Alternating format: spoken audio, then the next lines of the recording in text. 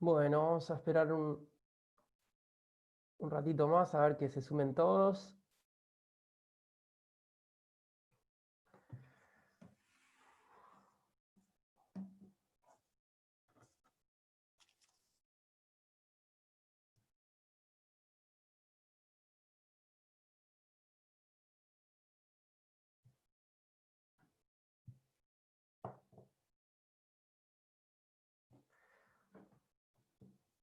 Y saben el grupo que ya pueden entrar.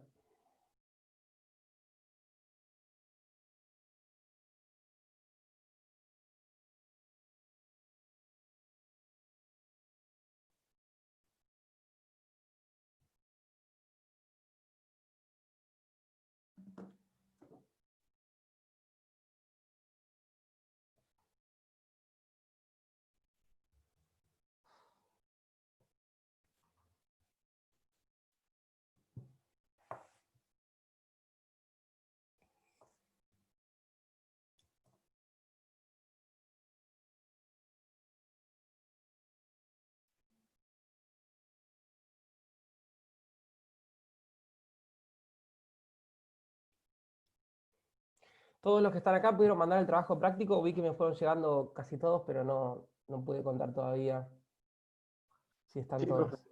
Sí, sí. Sí, sí, Sí, pudimos. profe. ¿Y qué les pareció el trabajo? ¿Se les complicó un poco o fue fácil con el material que tenían? No, con el material fue fácil. El tema fue el caso, que era muy, muy finito. Claro, yo iba a decir lo mismo. Bueno, Sí, buenísimo. Ahí se estuvo bueno el complicaba un caso, poco. o sea, para resolverlo, pero igualmente dio pie a mucho debate. Qué bien, buenísimo. Ahora cuando repasemos un poco entonces el artículo 119, vamos a discutir ahí a ver qué respuestas se les fueron ocurriendo y por qué. Así que bueno, me alegro que haya generado debate, esa era la idea.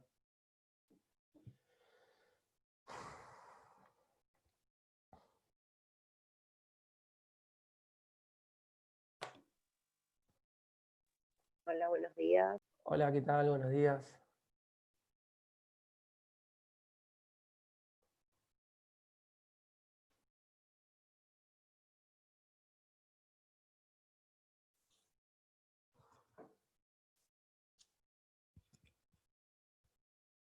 Y ahora tienen un trabajo, o les va a mandar Gustavo, o ya les mandó, ¿puede ser?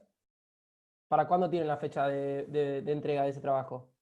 Ya me mandó. Pero la fecha de entrega, ¿para cuándo es? El 25, me parece. 25 de septiembre.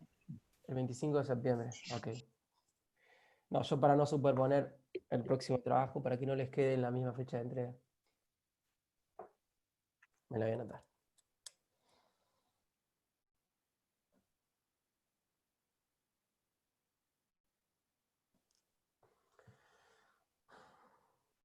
Bueno, son justo y media. Esperamos 2 minutos más y arrancamos, así no perdemos mucho tiempo, que tienen clase en 10 menos cuarto, ¿no? La mayoría o algunos. Así que bueno. Algunos. Bien.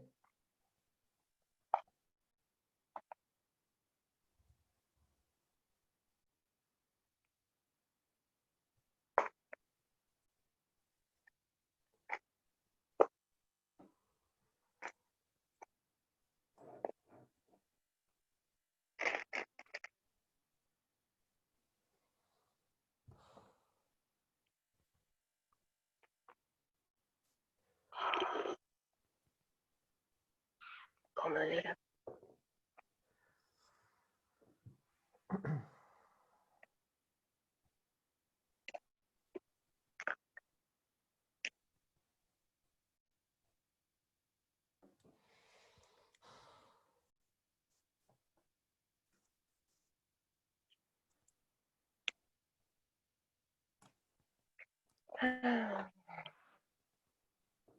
Ay, Dios, no, no.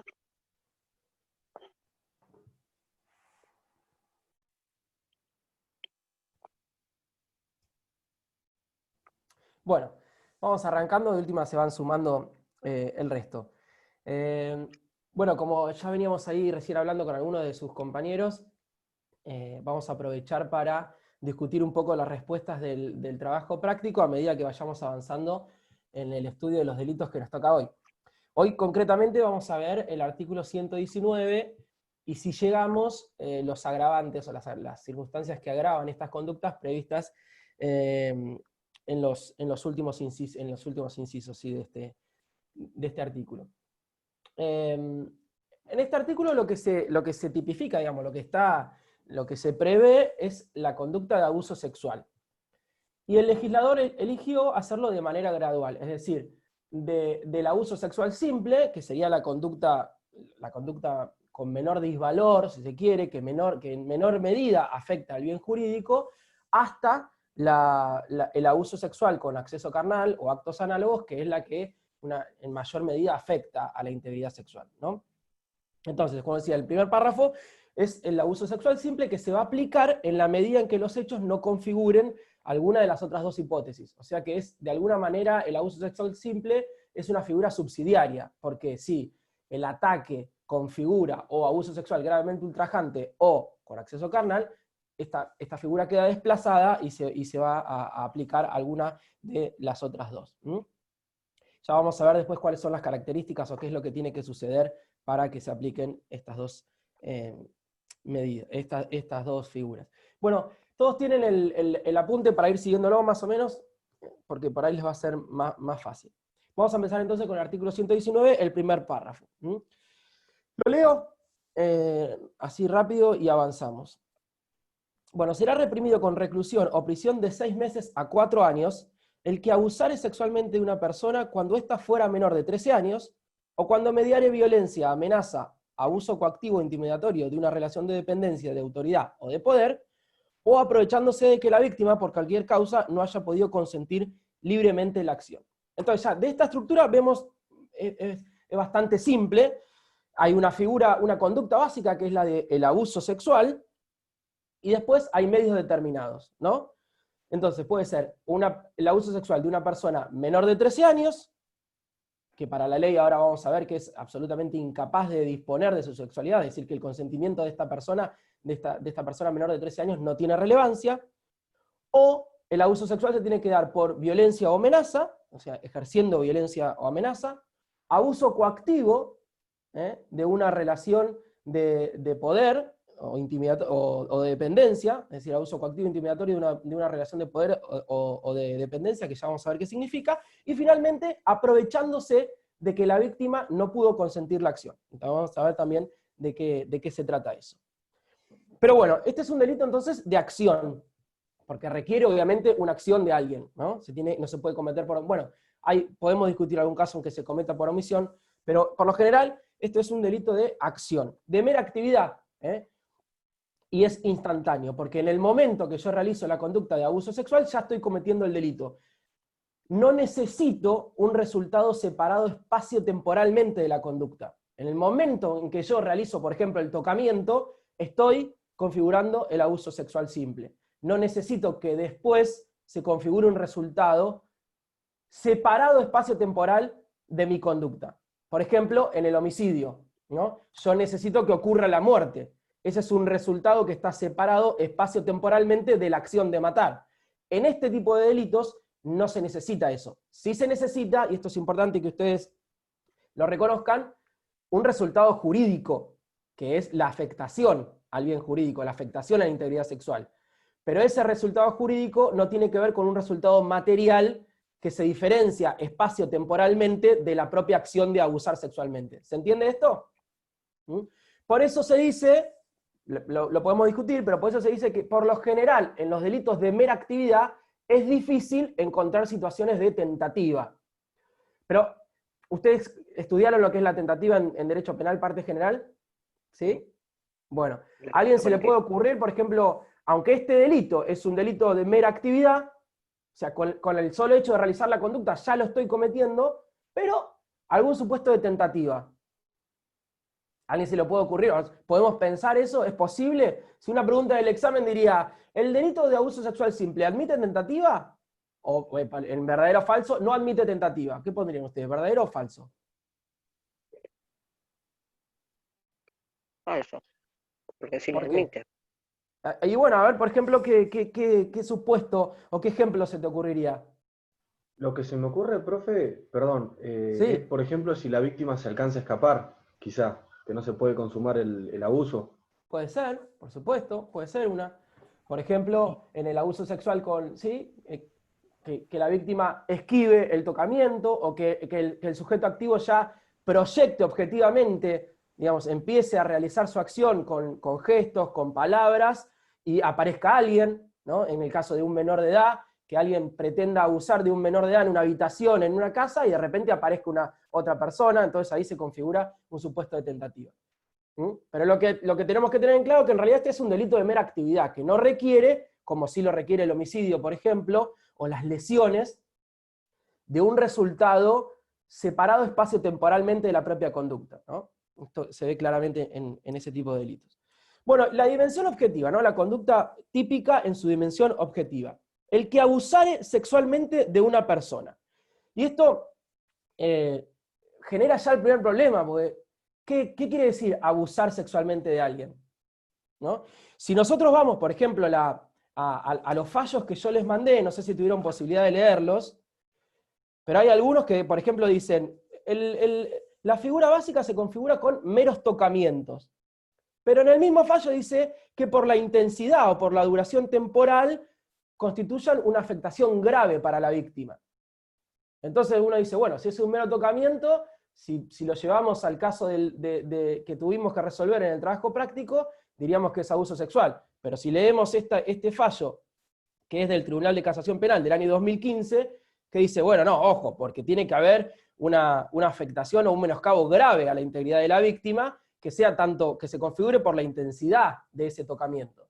Entonces alguien me puede decir, bueno, entonces en el ejemplo de que vimos nosotros, no sé si... Todo esto que lo pongo de relieve, que lo estamos charlando, es para que veamos la dificultad que tiene este tipo de delitos, que están constituidos básicamente por términos que tenemos que ir definiendo a partir de pautas culturales, ¿no? Porque quizás, y ya lo vamos a ver más específicamente, pero quizás hoy en día hay un montón de conductas que sí encajan en este tipo que en años anteriores no encajaban, simplemente porque cambió la pauta cultural, o porque el ingreso de la perspectiva de género también nos da una posibilidad de analizar estos delitos desde otro lugar que antes no existían, y que ahora sí, digamos, son conductas prohibidas, ¿no? Entonces, lo primero que tenemos que tener en cuenta acá cuando pensamos en abuso sexual, tenemos que pensar en actos que materializan conductas de proyección sexual.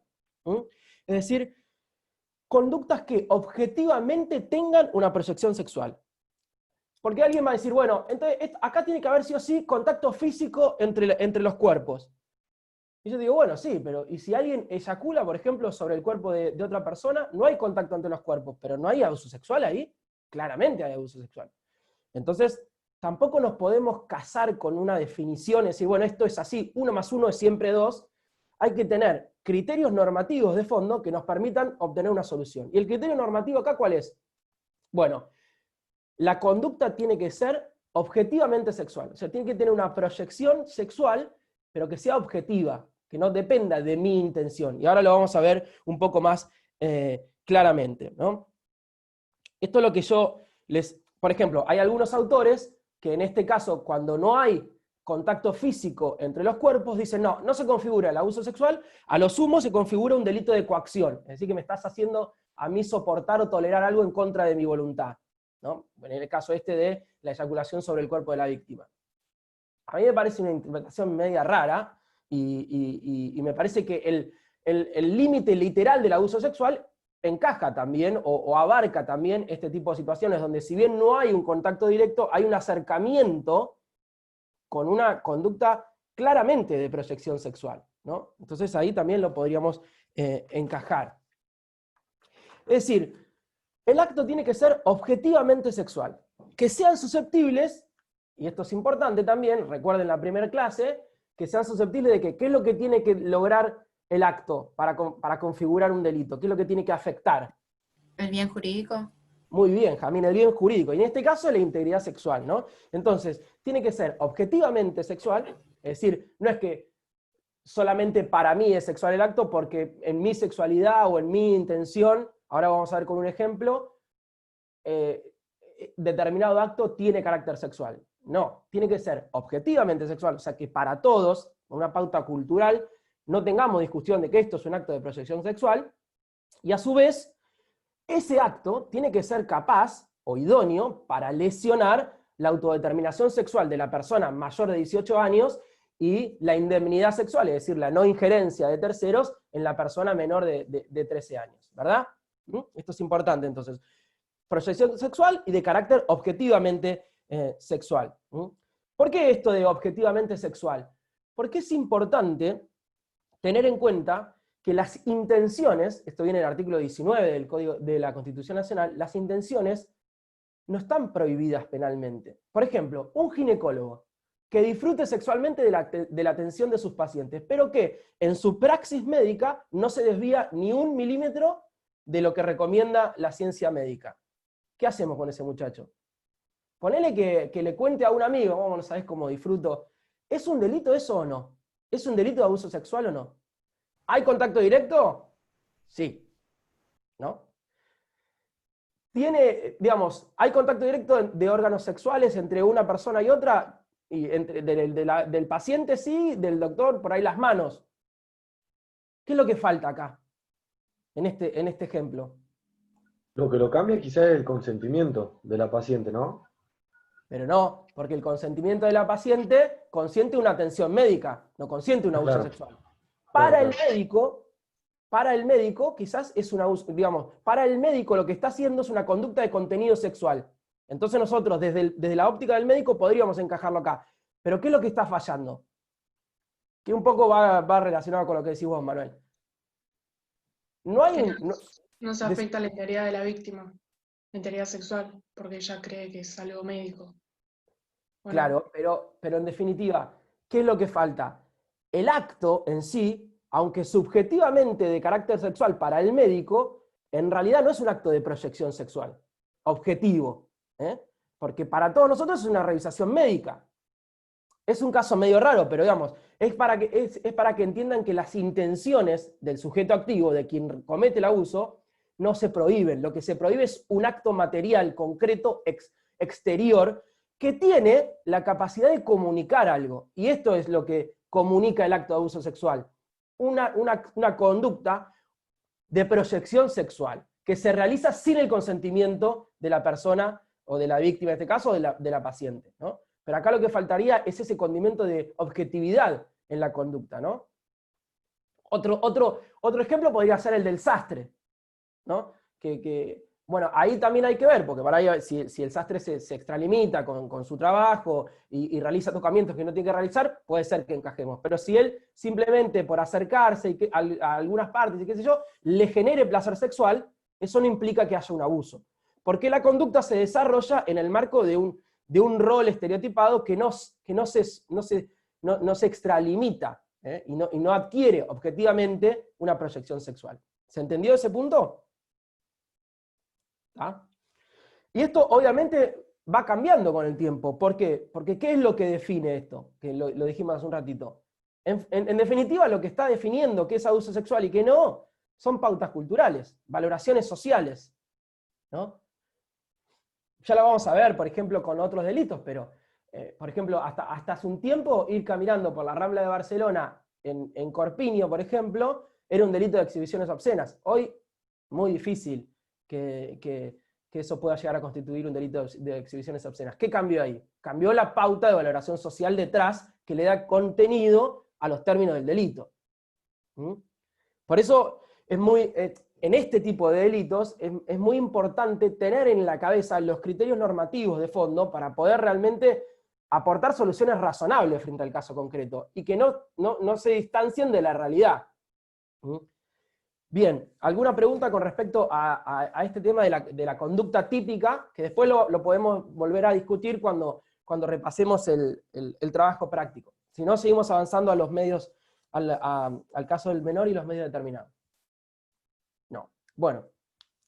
Entonces, abuso sexual, en principio, de una persona menor de 13 años, de una persona sin su consentimiento, que ya vamos a ver cuáles son los medios determinados para anular ese consentimiento, pero cuando se trata de una persona menor de 13 años, su consentimiento es irrelevante, absolutamente irrelevante. ¿Por qué?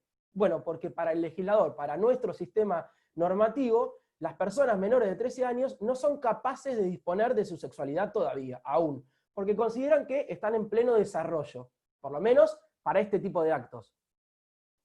¿Verdad?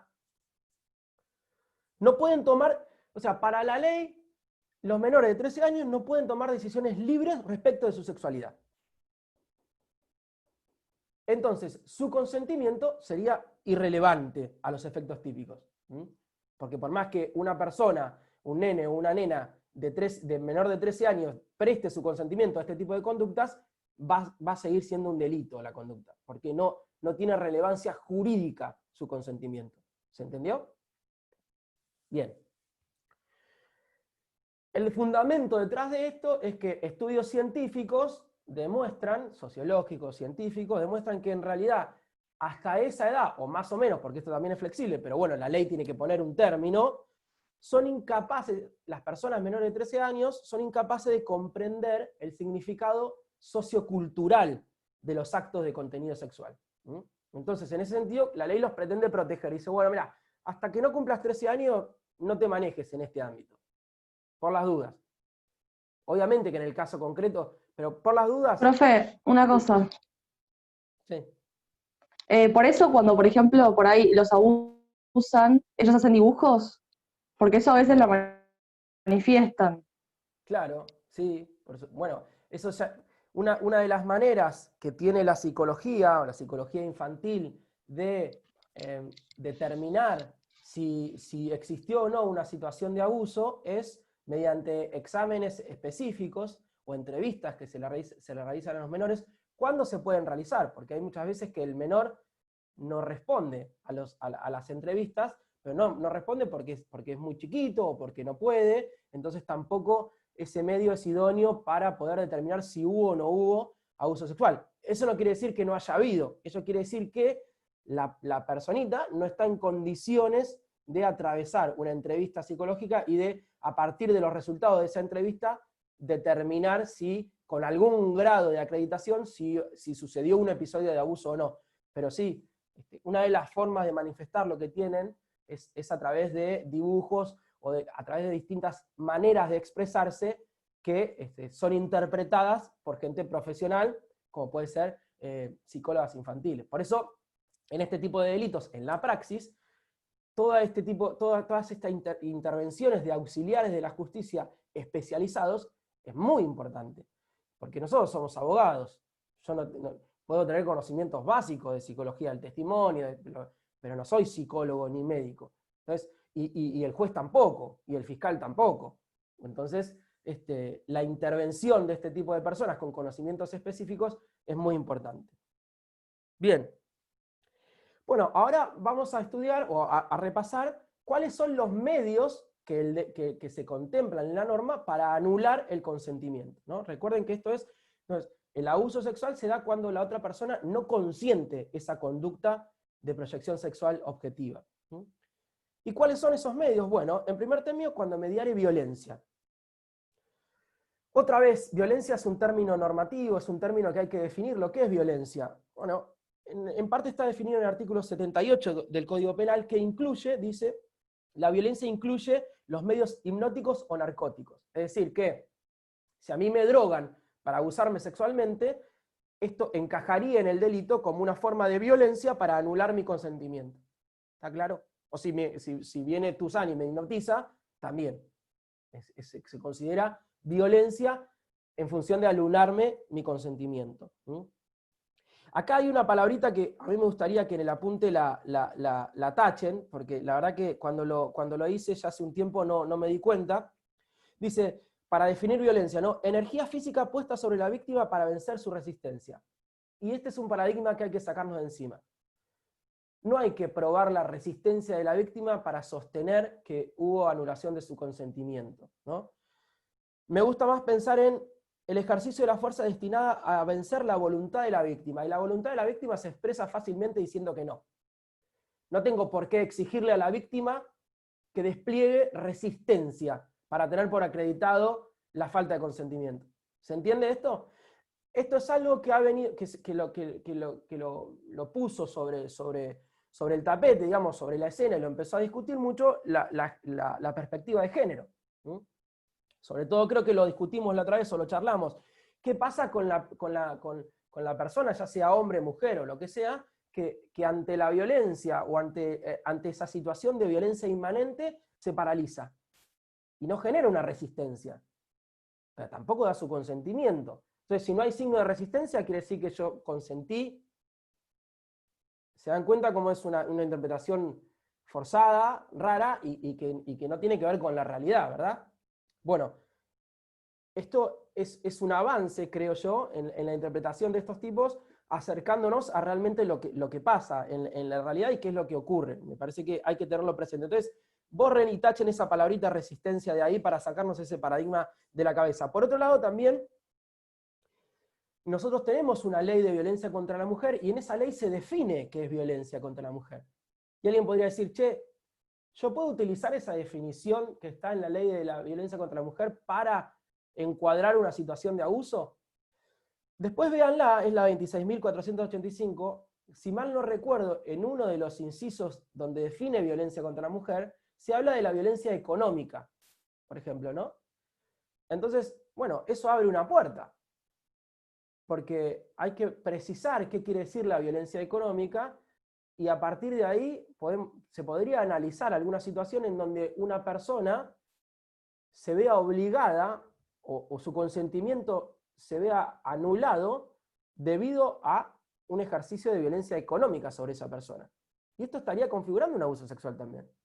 ¿Mm?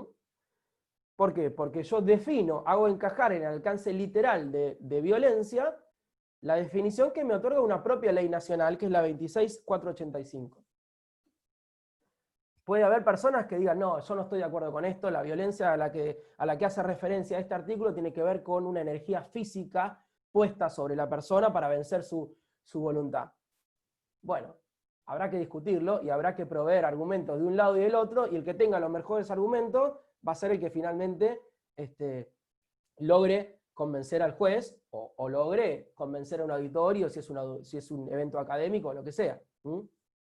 Pero bueno, son cuestiones que hay que tener en cuenta también. Hay que tener muy en cuenta, en este caso, todos los instrumentos internacionales que la Argentina fue suscribiendo y el Congreso fue ratificando para erradicar la violencia contra la mujer, que también de alguna manera tienen que repercutir en la interpretación de estos tipos, porque si no nos quedamos en el levantar la manito en el Congreso, que todo el mundo aplauda, buenísimo, Argentina, genial. Y después, ¿qué hacemos con esto? Si cuando tenemos que resolver sobre la vida diaria de nosotros, no lo aplicamos. ¿Mm? Entonces, bueno, también está bueno que lo tengamos presente y que nos demos cuenta cómo podemos ir definiendo y resolviendo estas cuestiones, integrando estos nuevos paradigmas que estamos viviendo, que por suerte estamos viviendo, porque de alguna manera interpretan, a mi modo de ver, mejor la realidad. Y como desde mi perspectiva el derecho es una herramienta para vivir mejor, y bueno, entonces no podemos, si nosotros evitamos incorporar elementos que nos acerquen más a la realidad, entonces estamos de alguna manera yendo contra la función misma del derecho, que es vivir mejor, ¿no? Eso es una opinión personal, claramente. Bueno, violencia entonces. Cuando mediaria amenaza, ¿no? ¿Qué es la amenaza? La amenaza es un anuncio de un mal cuya realización depende de la voluntad del que lo formula. O sea, tiene que ser un mal grave, serio, y además depender de mi voluntad. Pues yo te digo, acostate conmigo, tener relaciones sexuales conmigo, si no te va a partir un rayo en este momento. Y bueno, la persona que se lo digo se me va a reír y va a decir, bueno, andá, seguí caminando, porque a mí no me va a partir un rayo. ¿Qué es lo que hay? Hay una amenaza que no es idónea, porque la amenaza, para que sea seria y grave, tiene que depender de la voluntad del que la está realizando, si no, pierde efectividad. ¿Para qué? Para anular el consentimiento.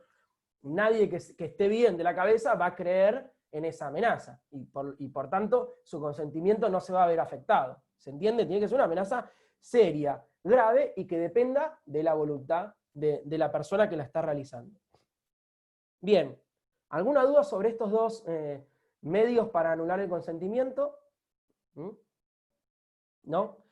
Algo que me olvidé de decir, pero que también está incluido en el concepto de violencia, es la coacción, ¿no? Cuando obligo a alguien a realizar o tolerar algo en contra de su voluntad. Esta coacción también se considera como violencia. Profesor, ¿Alguna pregunta tengo con una respecto a pregunta, esto? no sé si puede ser. Sí, Matías. Dame un segundito.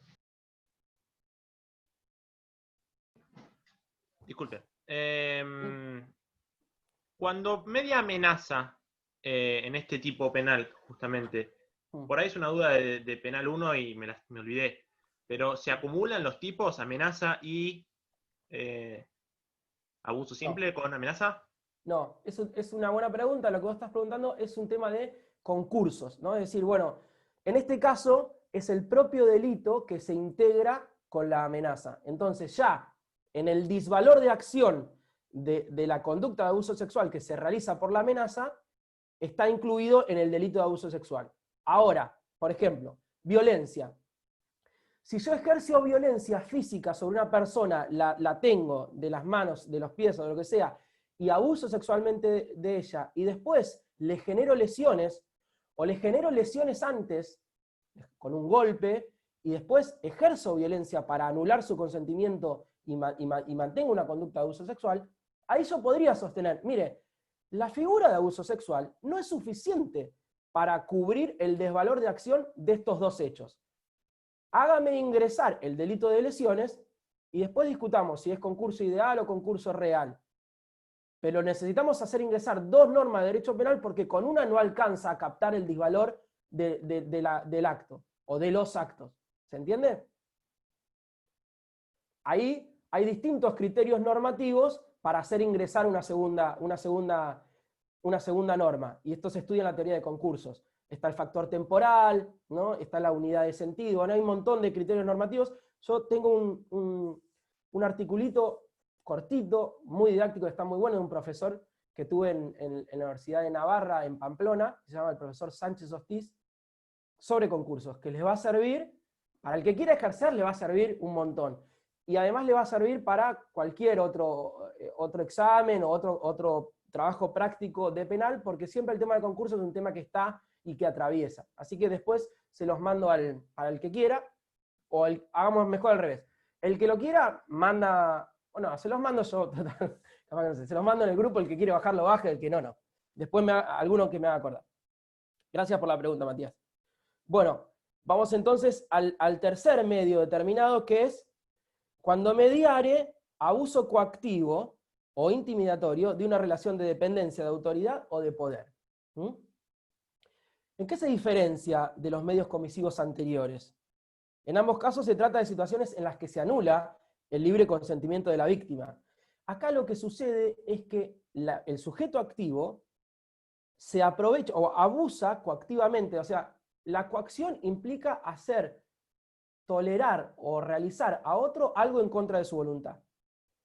Esto el sujeto activo lo logra en este caso abusando de una relación que tiene con la víctima, una relación especial. Esa relación siempre está desequilibrada.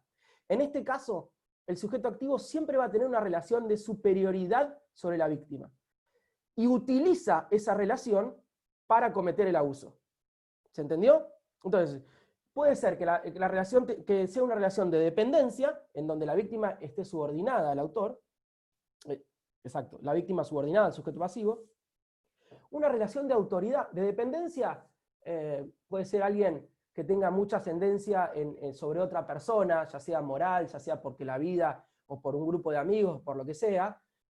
Es la diferencia con la relación de autoridad, que ahí la relación de autoridad viene marcada por la ley, ¿no? Por ejemplo, un superior jerárquico, o algo en ese sentido, lo que marca la relación entre las partes es la ley. Una relación de dependencia asimétrica no tiene que estar prevista en la ley, sino que se puede dar por las propias condiciones de la vida. ¿Se entendió? O de poder, ¿no? Cuando alguien dependa, por ejemplo, del poder económico o del poder en otro sentido de otra persona. Lo importante que tienen que tener en claro es que acá la relación entre sujeto activo y víctima es desigual, es asimétrica.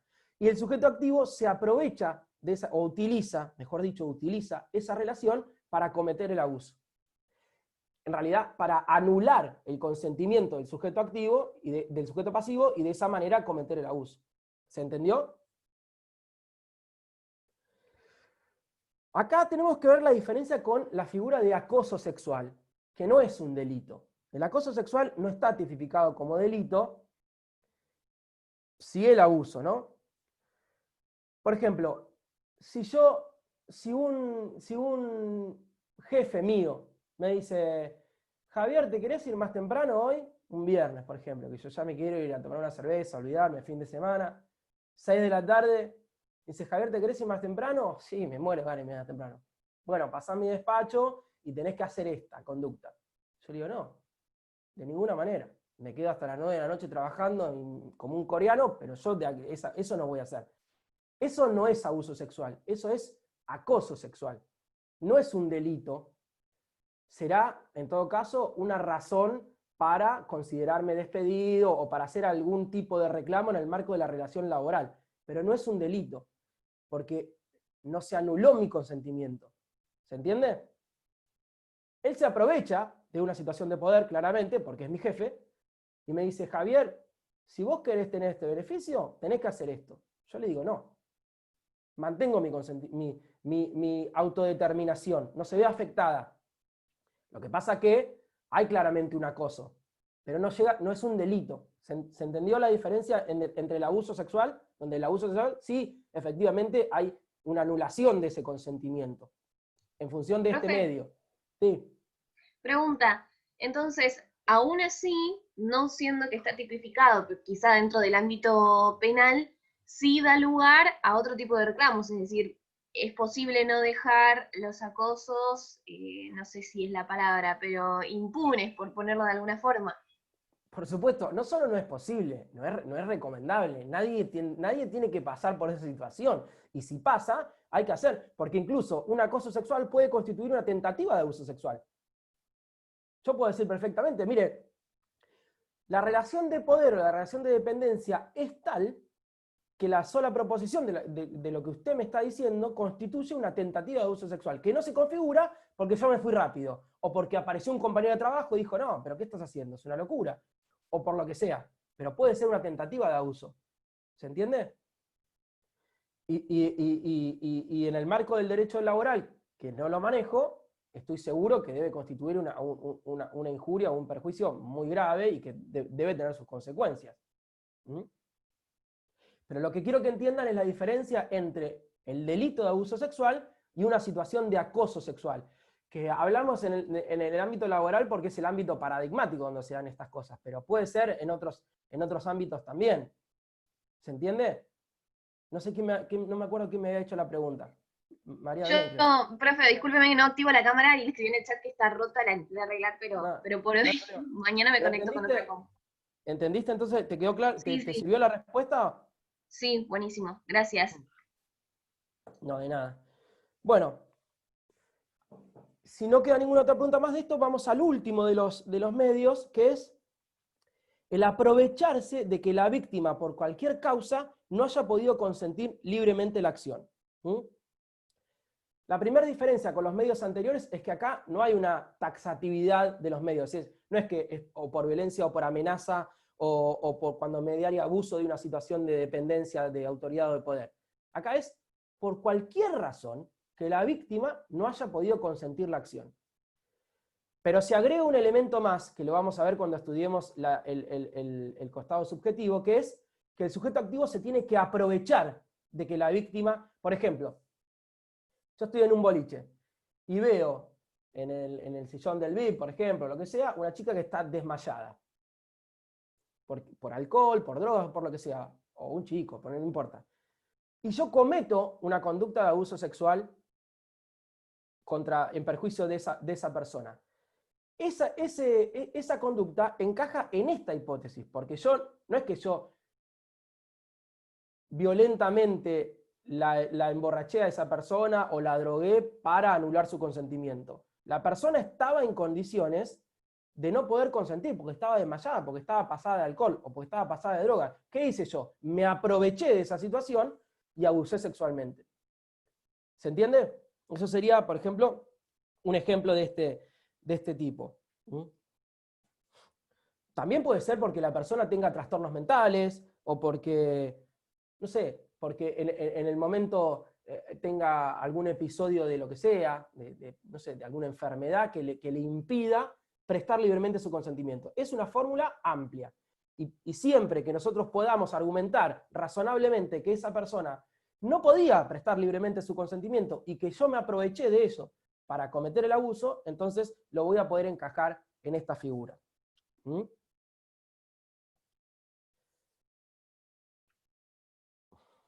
¿Alguien tiene alguna duda con respecto de esta última cuestión?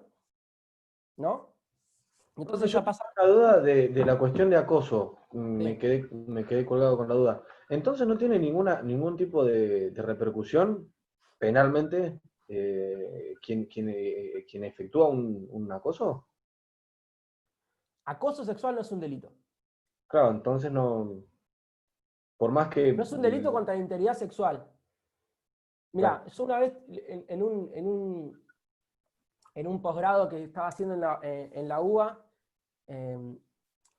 tenía un profesor que era uno de los profesores más grosos de la Argentina, que falleció hace poquito, y que contó una anécdota. Una vez una empresa multinacional lo contrata a él para hacer un informe, quería venir a poner un negocio a la Argentina, la empresa. Y le dice, bueno, mirá, haceme un informe de todos los riesgos penales que yo puedo llegar a tener en la Argentina. Es decir, un informe más o menos de acuerdo a la actividad que desarrollaba la empresa, qué delitos podría tener el riesgo de llegar a cometer. Y claro, él hizo el informe y lo hizo con el Código Penal a mano. Resultó que el informe estaba súper incompleto. Estoy hablando de uno de los mejores profesores de Derecho Penal de la Argentina.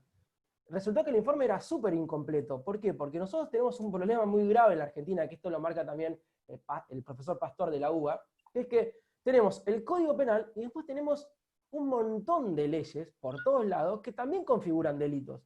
Entonces, esa dispersión de los delitos por distintos cuerpos normativos muchas veces hace que se pierda seguridad jurídica y que haya delitos que nosotros ni siquiera conocemos. ¿Qué es lo que te quiero decir con esta introducción? En principio, contra la integridad sexual, el acoso no constituye un delito. Ahora, hay una normativa laboral de la OIT que la Argentina ratificó y que contempla como delito esta conducta. Bueno, será, no la conozco, pero contra la integridad sexual no es un delito. ¿Me entendés? Sí. Y ahora no se me viene a la cabeza alguna figura legal en la que la podamos encuadrar, salvo el delito de coacciones, si a mí me están obligando a hacer algo que no quiero, o, por ejemplo, no quedarme después de horario o no quedarme después de horario, ¿no? No cumplir con el horario regular, pero quedarme después de horario, no quedarme, digamos, decisiones que dependan, que sean derechos, que a mí no me los concedan porque yo no accedo a realizar las conductas o al acoso sexual ese. Bueno, ahí por ahí podía... Sí, ¿quién está hablando? Yo, Sofía. ¿Y el acoso callejero a las mujeres? ¿Es delito? El acoso callejero, por ahora, no es un delito. Si no hay una conducta sexual de proyección objetivamente sexual que tenga o contacto directo, obviamente que es abuso sexual. Y algún acercamiento, por ahora yo no he visto ningún caso de abuso que se considere el abuso sexual de alguien que le diga algo a una persona que va caminando por la calle de contenido sexual. Pero habría que verlo más finito y ponerse a buscar. Yo creo que sería raro y sería difícil encajar en el abuso sexual una conducta de expresión de deseo mal hecha, agresiva o lo que sea, y transformarla en un acto de abuso sexual susceptible de afectar la autodeterminación sexual de una persona mayor de edad, por ejemplo. Por ahí en los menores lo podemos discutir, pero en una persona mayor de edad habría que discutirlo, no lo sé. Pero se afecta la integridad sexual de la persona, que se siente incómoda con el acoso. Claro, pero entonces ahí habría que analizar y que argumentar muy bien de qué manera se afecta la autodeterminación sexual de una persona por la incomodidad de un insulto. Porque con ese sentido, digamos, esa es una interpretación demasiado amplia del tipo que yo no sé si resiste un análisis del principio de legalidad, ¿no? el abuso sexual, por lo menos en lo que entiende la jurisprudencia, ¿no? Que ahí tenés, por ejemplo, los fallos que yo les mandé, hay varios ejemplos de qué es lo que entiende la jurisprudencia constituye el abuso sexual simple. Me resultaría, no digo imposible, pero creo muy difícil encajarlo en una conducta objetivamente idónea para afectar la integridad sexual de la víctima circunstancial. Pero bueno, habría que ver un caso concreto, habría que ver si es algo que se repite en el tiempo y se sostiene todos los días, si es algo circunstancial, ocasional. Sí, creo que hay muchas variables para analizar. Y creo que es algo que se tendría que discutir, seguramente. Y que a lo mejor vamos para ahí también. No te digo un abuso sexual, pero una figura atenuada. Que en realidad lo que vos estás proponiendo, Sofía, que en principio no estaría en desacuerdo con eso, es, che, ¿el derecho penal es una herramienta adecuada para responder a este fenómeno de que estoy cansada de que caminar por la calle tengo que estar cuidándome o soportando de que cada 2 cuadras 4 personas me digan cosas de contenido sexual? Claro. La respuesta a eso es, bueno, pensemos si efectivamente la respuesta penal es la racionalmente adecuada para eso, desde los fundamentos propios del derecho penal. Acuérdense que nosotros cuando vimos la primera clase, hablamos de que la herramienta penal, por su naturaleza, es una herramienta de última ratio, de subsidiariedad y de fragmentariedad. ¿Esto qué quiere decir? Que última ratio, dejémoslo para la última instancia, que sea la última respuesta. Fragmentariedad, que solo los ataques más graves a los intereses, al objeto jurídico, al bien jurídico, tengan respuesta penal. Entonces, por ahí desde esa perspectiva, yo te diría, hagámosle una multa municipal y pongámosle multas fuertes. Bueno, ¿cómo las constatamos? Bueno, ese era otro problema. Pero quizás sea una respuesta más razonable y más racional utilizar el sistema de multas municipales o multas administrativas, que hasta incluso tiene menos garantías, si se quiere, y es más rápido, y la sanción se impone más rápida, que utilizar todo el aparato del derecho penal para ese tipo de situaciones. ¿Se entiende a lo que voy, Sofía? Sí, sí. Bien, pero es una discusión que creo que hay que darla, no está mal.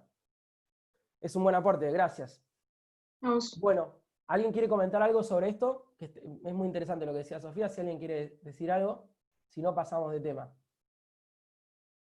¿No? Bien. Vamos entonces a la parte subjetiva de este delito.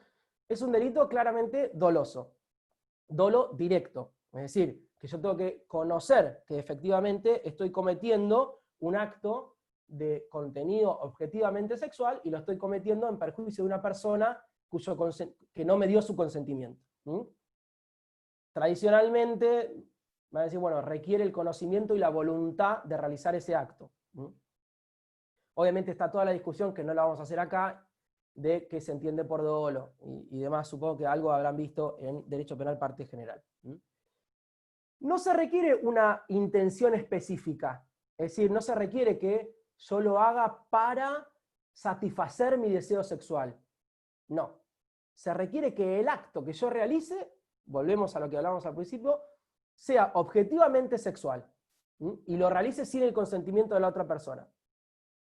No se requiere una intención lasciva de mi parte. Simplemente se requiere un acto de contenido objetivamente sexual sobre la otra persona sin su consentimiento. Hay un solo supuesto en donde se requiere una ultraintención, si se quiere, una intención distinta del dolo común. ¿Quién se anima? Ya lo acabamos de ver, pero ¿qué les parece? ¿En qué supuesto de los que vimos se requeriría una intención extra? El de la imposibilidad de consentir. Claro, muy bien, Jazmín. Quien se aprovecha de que alguien no puede consentir, no solo que tiene el dolo de cometer ese abuso sexual, sino que además tiene la intención de aprovecharse de que esa persona no puede consentir. Entonces acá hay una intención extra que se tiene que configurar para poder encajar este delito, ¿no? En esa conducta. ¿Se entendió? Hay un problema que también es un problema para discutir, que es el tema del dolo eventual sobre, por ejemplo, la edad de la víctima, ¿no? Entonces, hay algunos autores que sostienen que es posible que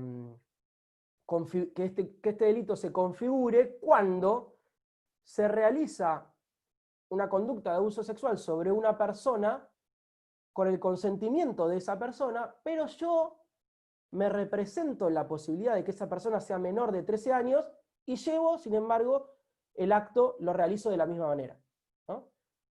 Porque no estoy seguro. Me represento la posibilidad, pero no estoy seguro. Bueno, lo podemos discutir porque obviamente el concepto de dolo eventual está recontra discutido, pero esto sería el caso, es decir, quienes se paran y dicen, no, este delito requiere de dolo directo, podrían desarrollar una defensa frente a este caso. Hay otros que dicen, no, en este caso sobre la edad de la víctima hay dolo eventual y el delito se configura con dolo eventual. ¿Mm? Obviamente que esta pregunta no va a aparecer en el examen de multiple choice, sí aparecería si tuvieran que desarrollar, porque me interesaría de ver, bueno, cómo lo argumentan de un lado o del otro. Si es un examen de multiple choice, como fue el primer cuatrimestre, no tengo la posibilidad yo de decirle, che, el delito de abuso sexual se comete con dolo eventual, verdadero o falso, porque ponen una respuesta y puede ser que esté mal, o ponen otra respuesta y puede ser que esté bien. No va a aparecer. Pero me interesa que pensemos que 1 más 1 no es 2, y que hay soluciones que se pueden argumentar razonablemente desde una lógica argumentativa, y desde una lógica normativa, ¿verdad? Entonces, en principio, para que quede claro, en principio, dolo directo. Es un delito de dolo directo. Ahora, bueno, pensemos el supuesto de dolo eventual sobre la edad de la víctima. Discutámoslo. Y demos argumentos a favor o en contra. ¿Mm? Bien, sujetos. Sujeto activo puede ser cualquier persona. Se admiten todas las formas de participación. Y sujeto pasivo, cualquier persona también. Hay que tener en cuenta la especial condición del menor de 13 años de edad. Objeto del delito. El objeto material, ya lo dijimos, y esto tiene que ver con la pregunta también de Sofía. El objeto material es el cuerpo de la víctima. Por eso también acá habría otro argumento para discutir la utilización del derecho penal o de esta figura de abuso sexual frente a las situaciones que decía Sofía. Porque lo que se tiene que afectar materialmente, dirían algunos, es el cuerpo de la víctima. Y en un acoso callejero parece que eso no se configuraría. El objeto jurídico, ya lo vimos desde el principio de la clase, ¿cuál es? ¿Cuál es el objeto jurídico? El bien jurídico detrás. La integridad. La integridad y la indemnidad, algo así, ¿no? Sí, muy bien. Es la autodeterminación sexual en los mayores de edad y la indemnidad sexual en los menores, ¿no? Este concepto de integridad sexual, de alguna manera, contiene estas dos versiones, según el sujeto pasivo del delito. Bien. Bueno, acá ya vimos la figura básica, digamos, la subsidiaria, que es el abuso sexual simple. Me gustaría que alguien me cuente, y después lo discutimos porque no leí leí 2 o 3 por arriba, después en la semana los iré corrigiendo y se los voy a ir devolviendo. Que eso también iba a decir otra cosa. Voy a corregir los trabajos, voy a hacer lo que hicimos el cuatrimestre pasado, voy a corregir los trabajos tienen que estar aprobados para poder rendir el examen. Yo voy a corregir los trabajos, y si en algún caso veo que hace falta completar un poquito más, o me gustaría que se desarrolle un poco más en función a las correcciones que hago, yo voy a devolver ese trabajo y voy a decir, mirá, tomate 3 días, fíjate las correcciones que te hice, y devolveme el trabajo corregido, y esa persona va a poder obtener un 4 y va a poder tener aprobado ese trabajo. Lo que no va a poder es tener más de un 4 ya, pero por lo menos va a poder llegar al 4. Es para dar una posibilidad más y hacer esta ida y vuelta más interesante, porque en realidad la finalidad del trabajo práctico es que ustedes vayan teniendo gimnasia y que cuando llegan al parcial no se sienten de la nada a estudiar, sino que ya tengan un background de haber leído y estudiado un poco. Bueno, ¿quién se anima a ver que charlemos más que nada el caso práctico, que es por ahí lo que debe haber resultado más interesante? ¿Qué contestaron ahí? A ver quién se anima a dar su respuesta. Yo, profe, Para mí, bueno, Manu, dale. No, perdón. Dale, Manu. Dale, Manu. Pues justo con Tomás tuvimos no discusión, porque obviamente, sino que no nos pusimos tan en un punto de acuerdo, pues estuvimos con interpretaciones distintas en un momento. Porque el caso lo estuvimos debatiendo entre varios compañeros, por ejemplo, Sí. con Julieta, con Mica, con Belén, y nos pasó que a mí puntualmente me costó mucho salir también de mi subjetividad, porque yo ya cuando lo iba leyendo el caso, ni bien decía que le decía comentarios fuera de lugar, para mí ya era abuso, porque uno ya, claro, Vos la tenés una subjetividad personalidad ya más me hace tirando a enojar. fiscal. Claro, pero después intenté atenerme a la textualidad del artículo y para mí lo encuadré en un abuso sexual, por el hecho que la chica no puede dirigir su conducta libremente cuando dice que tiene cerrado el auto y que la práctica que comete el chico tiene contenido sexual. Así que yo lo encuadré como un abuso sexual. Ok. En mi caso yo lo encuadré que no constituía delito. ¿Por qué, Tomás? Porque si bien hay tocamientos inverecundos, Ujú, me basé también en el fallo que leíste al principio de la clase del ujú, juez Borinsky, ujú. que decía que los tocamientos debían considerarse por la intensidad como por la duración temporal o repetición que afecten de manera grave la integridad de la víctima. Ujú. Y tampoco se constituye ninguno de los supuestos, o sea, ya ese de abuso sexual de los tocamientos quedaría descartado por el fallo. Y no se O por la constituye, opinión del fallo. claro, por la opinión del fallo, perdón, Sí. en la justificación que hice. Y después tampoco se constituye que es menor, tampoco media violencia, porque no se utilizan narcóticos ni medios hipnóticos, y tampoco hay una energía física que se pone sobre la víctima. Tampoco media ninguna amenaza previa para cometer ese supuesto abuso. Mm. No hay una coacción sobre la víctima.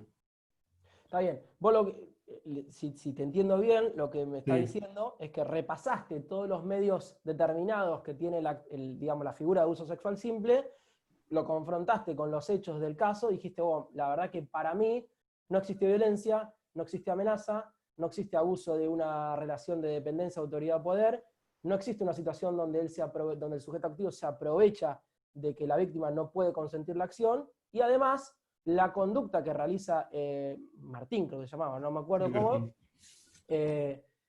no es idónea para afectar el bien jurídico. Ni Ese es tampoco es una conducta dolosa, por ¿Cómo lo que que no? se representa ahí.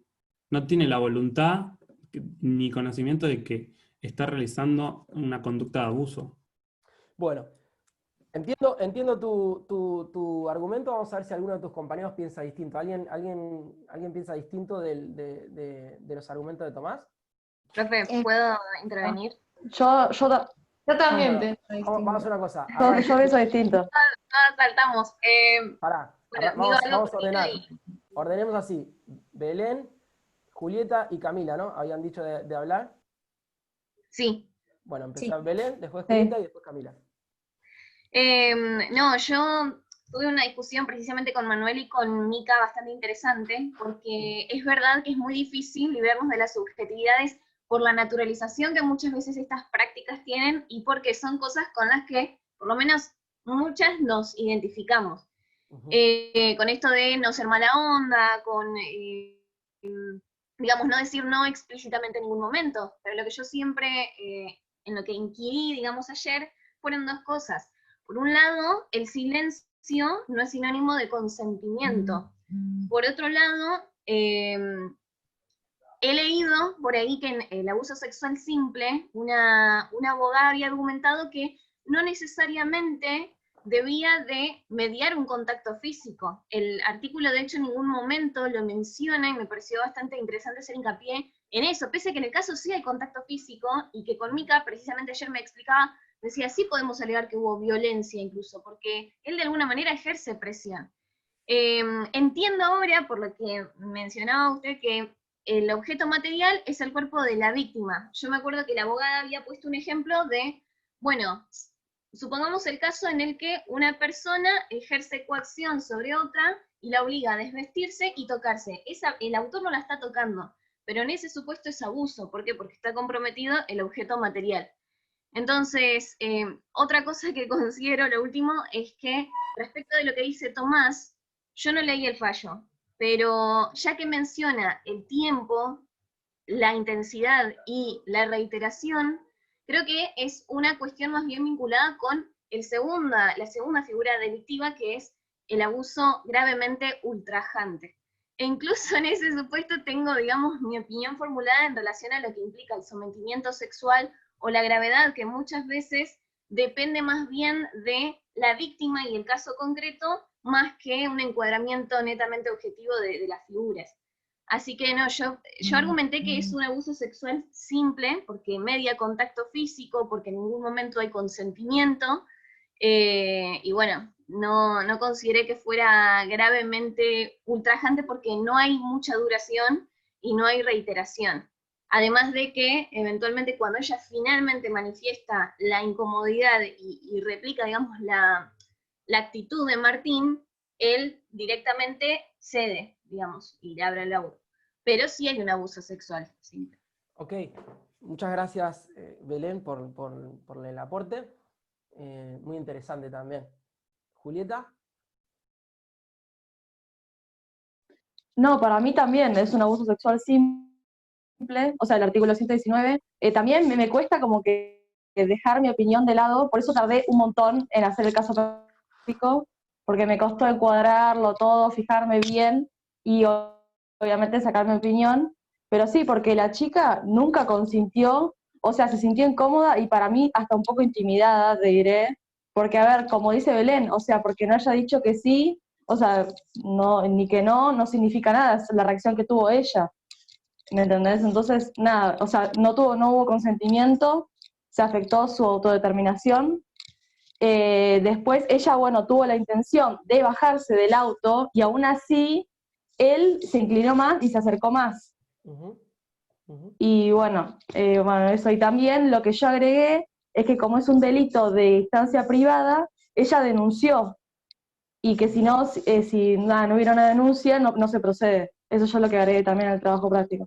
Ok, bueno, muchas gracias, Julieta. ¿Camila? No hay nada. Sí, yo, bueno, adhiero a lo que dijeron anteriormente Belén y Julieta, pero en mi caso por ahí no me costó encuadrarlo. Para mí cuando yo lo leí me di cuenta por ahí que era abuso sexual porque ella previamente, durante el bar, él hace comentarios de contenido sexual como dándole a entender que sí o sí quisiera que pasara algo, y además, por lo que dijeron las chicas, en ningún momento ella pudo consentir la acción, nunca la consintió, y bueno, y remitiéndose a la norma, es un abuso sexual simple, porque él la toca en sus partes sexuales y ella no pudo consentir la acción, además de que él previamente había estado haciendo comentarios obscenos hacia su persona, lo cual ya implica una forma de, por ahí, de humillación o de intimidación hacia ella. Para mí, bueno, adhiero también a lo que dijeron las chicas anteriormente. Ok, muchas gracias, Camila. ¿Alguno más quiere aportar algo más, ya sea en este sentido o por ahí más sobre la visión de Tomás? Quizás no en la misma solución, pero sí en relación a los mismos argumentos, sino por ahí algunas cositas que Yo quería agregar algo, profe, si podía ser. Manuel. Que también me pareció, con la discusión que habíamos tenido con las chicas, con el debate que se armó, que objetivamente la conducta se puede encuadrar, pero es tan finito el caso, por ejemplo, que después cosas que te hacen medio como correr del foco, por ejemplo, que después le pide perdón, o que después cuando le dijo que le abra el auto se lo abre, cosas así, lo hace tan finito el caso que después se puede debatir la gravedad del abuso. Ese ya creo que sería otro tema aparte, pero objetivamente, como dije anteriormente, para mí lo encuadro en el abuso sexual simple por la cuestión que la chica no pudo tener consentimiento, básicamente, y que la práctica tiene contenido sexual. Después ya la gravedad del abuso creo que es otro tema. Muy bien. Sí, Bueno, pero gracias. para mí si le pide perdón es porque claramente estuvo mal lo que hizo, se haya dado cuenta, ¿no? Sí, Bueno. eso es verdad también, sí. Acá Andrea dice, para mí hay delito de abuso sexual simple, ya que es imposible que Martín no advirtiera en forma clara e inequívoca de la intención de Laura de bajar del auto, aunque no lo expresara de forma verbal. Y el hecho de trabar la puerta del auto le da a Martín una especie de poder sobre la víctima. Bueno, primero agradecerles porque la verdad que el sentido del trabajo práctico era un poco ese, generar la discusión entre ustedes o hacerlos pensar, y veo que un poco de efecto tuvo, así que eso ya me pone contento. También veo que han construido argumentos, tanto de un lado como del otro, que son razonables, o digamos que no son ridículos y que tienen su lógica detrás, y eso también me pone muy contento y creo que está bueno y los felicito por eso. Ahora, analizando el caso, ¿no? Pensémoslo. Confrontémoslo con la figura delictual, con el delito. Más allá de lo que pasó antes y lo que pasó después, porque eso también está puesto medio a propósito, porque a mí, a cualquier persona, lo que se nos reprocha penalmente es un acto concreto, no nuestra forma de ser ni nuestras intenciones, sino actos exteriores concretos. En este caso, el acto concreto se da en la puerta de la casa de Laura, ¿era? No me acuerdo. O de Laura cuando están llegando. Según sostiene Tomás, no existieron medios que anularan el consentimiento, o por lo menos los medios determinados en el delito, que anularan el consentimiento de Laura. Ese argumento, Tomás, pareciera que no se sostiene de los hechos propios del caso, en primer lugar, por la conducta, como bien dijo una compañera acá, que ahora no me acuerdo, de mantener cerrados los seguros del auto, de manera de que la persona que va de acompañante no pueda bajar. Eso ya está limitando la libertad de la segunda persona, de alguna manera. Por otro lado, si mal no recuerdo, el caso dice que él toma a la chica con un brazo sujetándola. Es decir, de alguna manera también hay una acción por parte del sujeto activo que tiende a limitar la libertad de acción o de disposición de la otra persona. Obviamente no es la violencia que nosotros estamos acostumbrados, y que también esto es a propósito del caso, porque no es una energía física puesta sobre el cuerpo de la otra persona que implica que tiene otras consecuencias. Si se quiere, es una violencia más sutil. ¿Pero es una violencia idónea para anular su consentimiento? Por más que la conducta haya durado los segunditos que duró, yo creo que sí. Porque Laura no pudo decir que no frente al avance de Martín, que tenía cerrado el auto, la agarra de un brazo, se acerca, le da un beso y le pone la mano sobre los pechos. Me parece que toda esa acción constituye un escenario de violencia respecto de Laura. Y además, otro elemento que reafirma esto, y esto es algo que también está bueno que lo discutamos, ¿es necesario la resistencia de la otra persona para tener por acreditado de que no prestó su consentimiento? Porque, ojo, Tomás, que esto es algo que se ha dicho muchas veces en fallos judiciales, no es que estamos discutiendo. A ver, quiero sacar, acá no es que alguien tiene toda la verdad y el otro está equivocado. Saquémonos ese paradigma de la cabeza, discutamos. Los argumentos respecto de necesitamos acreditar resistencia para tener por acreditada la violencia y de esa manera que la víctima no consintió, se han utilizado en fallos judiciales que han resuelto sobre la vida de personas concretas. Ahora, ¿tiene lógica eso? ¿Tiene lógica exigir resistencia del sujeto pasivo para determinar o concluir que no prestó su consentimiento? Pareciera que actualmente eso ya no se sostiene. Y en gran parte... Sí, ¿quién está hablando? Yo, Camila. Que hace poco, no sé si por ahí lo habrán leído ustedes, pero hace más o menos una semana hubo un caso en Constitución y Jara, donde una mujer se bajó del auto con su hija menor, de creo que tenía 6 años, y el cuidacoches, como ella no le quiso dar plata, procedió a manosearla. Ajá. Y bueno, y viene a cuento de esto que estabas hablando, que él lo detuvieron y le hicieron un acta por abuso sexual simple.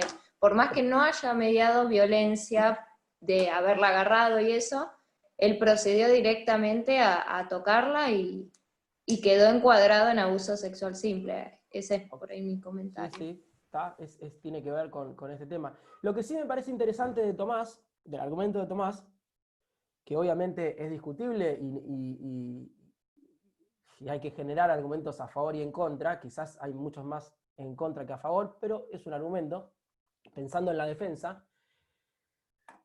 La afectación al bien jurídico, en este caso a la autodeterminación sexual, me parece que es lo único que la defensa podría sostener como una hipótesis de defensa, valga la redundancia. Es decir, bueno, está bien, no hubo consentimiento en el beso, pero esta es una situación que no llega a afectar la autodeterminación sexual de Laura, primero porque duró 2 segundos, segundo porque al instante de que Martín observó la reacción de Laura, abrió el auto y ella se bajó.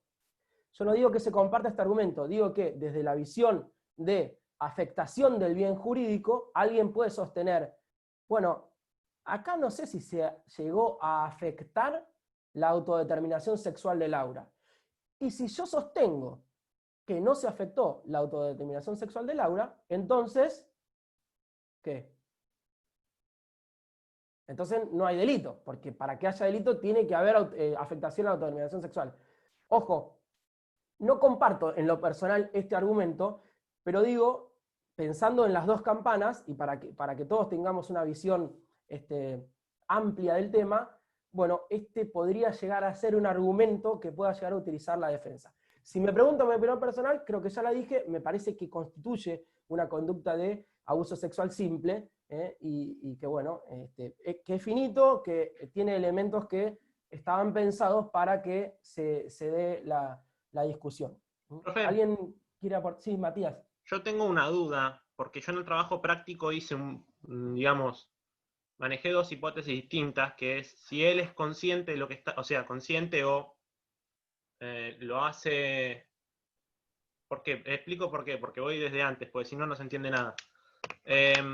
Yo marqué como 2 elementos del tipo objetivo que había que cumplir, ¿no? Que era, por un lado, el abuso sexual y por otro lado, o sea, por un lado la injerencia o la influencia física sobre la víctima y por otro lado, todos los medios o alguno de los medios que vimos, ¿no? Las relaciones desiguales, la amenaza, la violencia, el aprovechamiento. Para mí se dan los elementos típicos objetivos, pero no sé si hay o sea, no sé si hay dolo directo en la acción, porque eso es algo que dijo Tomás y no reparamos y me pareció que era interesante por lo menos como para ver. Me olvidé, lo había anotado y me está dando pie y te agradezco.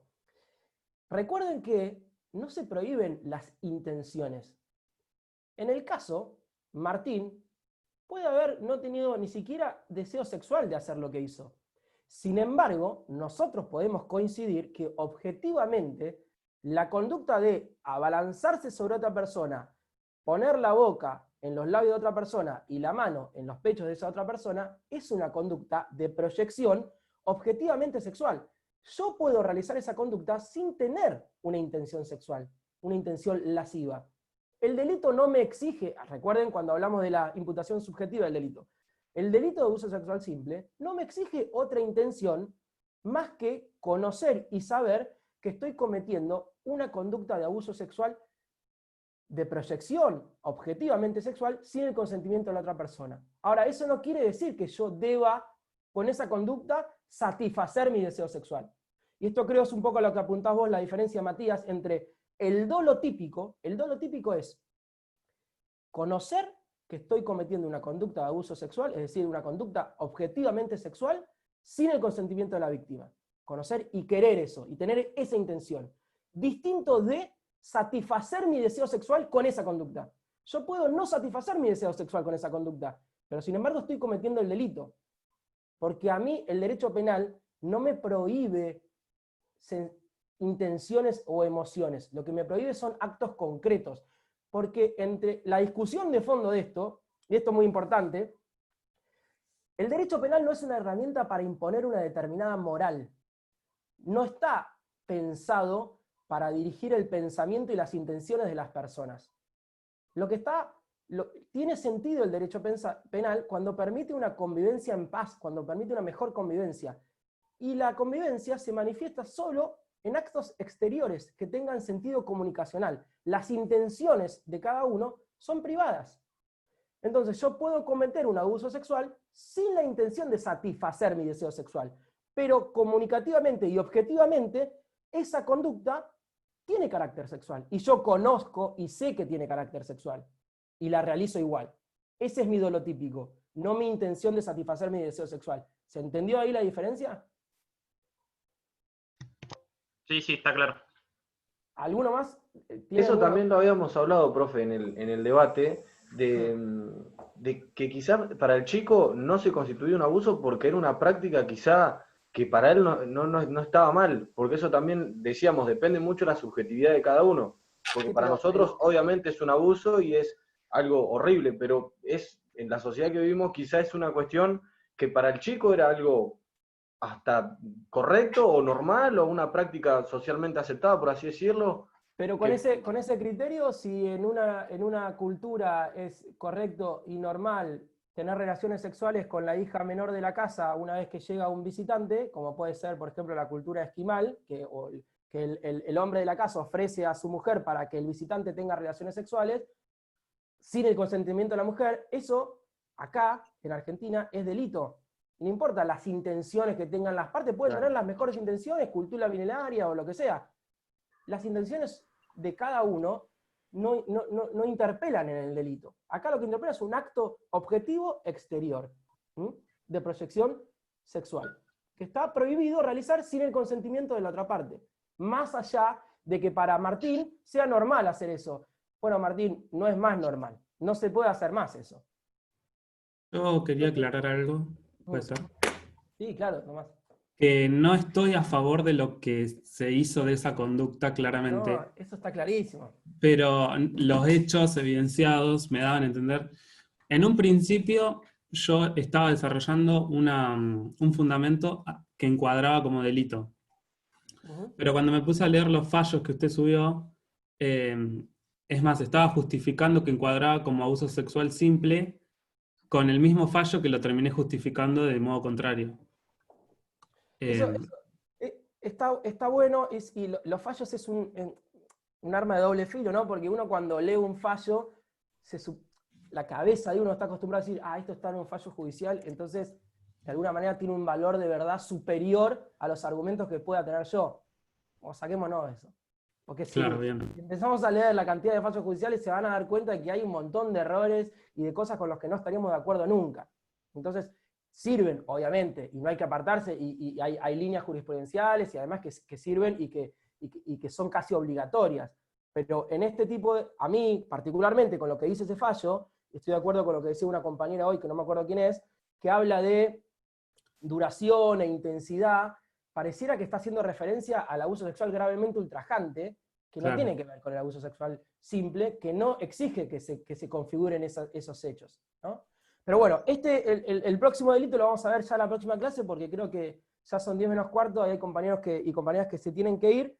La próxima clase entonces vamos a continuar con el artículo 119, ya en el segundo párrafo, que es el abuso sexual gravemente ultrajante. Yo, como les dije, voy a ir corrigiendo los trabajos y se los voy a ir devolviendo por mail. En el caso que yo vea que hace falta completar algo, le voy a dar un plazo para que me devuelva el trabajo completo y así pueda llegar a aprobarlo. ¿Alguna duda, consulta, consejo o cosa que quieran decir antes de terminar? Profe, pregunta, los fallos están en el grupo de Facebook, ¿no? No, yo creo que subí todo al grupo de WhatsApp. Ah, bueno, bien. Los voy a buscar más arriba, seguramente ingresé después. Sí, creo que sí. Igual cualquier cosa, si no, mandame un mail y yo te los vuelvo a enviar. Buenísimo, gracias. Bueno, entonces, que tengan un buen día a todos. Gracias. Chao, hasta luego. Gracias. Chao, hasta luego. Gracias, profe.